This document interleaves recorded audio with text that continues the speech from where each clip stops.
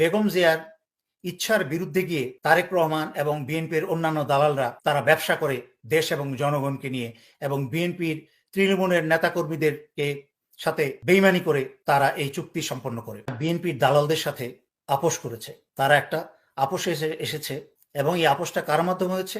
ভারতের স্বরাষ্ট্রমন্ত্রী অমিত শাহ বিএনপির পক্ষ থেকে যেই দুইজন দালাল এই আপোষে সকল কার্যাদি সম্পন্ন করে, এই দুইজন হচ্ছেন আব্দুল আওয়াল মিন্টু এবং ইকবাল মাহমুদ টুকু। এই দুইজন তারেক রহমানের পক্ষে ভারতের মধ্যস্থতায় শেখ হাসিনার সাথে এই আপোষে আসে। এই আপোষে তারেক রহমানকে 1500 থেকে প্রায় 2000 কোটি টাকা শেখ হাসিনা তাকে ঘুষ দিবে দেশ বিরোধী এবং জনগণ বিরোধী কাজ করার জন্য। এবং আর কি কি আপোষ হয়? শেখ হাসিনা 180টা সিট নেবে, আর বিএনপিকে দেবে 70টা, বাকি 50টা সিট অন্যান্য ছোট ছোট দলকে দিয়ে সবাইকে সন্তুষ্ট করে রাখা হবে।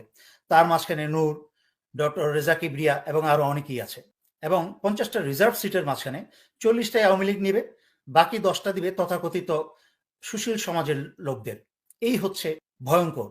এই যে যত কিছু দেখছেন সবই হচ্ছে ভাউতাবাজি। এই একই প্রস্তাব, এই আপোষের প্রস্তাব কিন্তু বেগম জিয়াকেও করা হয়েছিল, কিন্তু বেগম জিয়া সাথে সাথেই তা নাকচ করে দেন, এবং উনি বলেন যে ওনার জীবনের বিনিময়েও তিনি আওয়ামী লীগকে একটা সিটের জন্য আপোষ করবেন না। আওয়ামী লীগকে একটা সিট পেতে হলেও তার নির্বাচনের মাধ্যমে জয়ী হয়ে সেই সিট পেতে হবে। তাই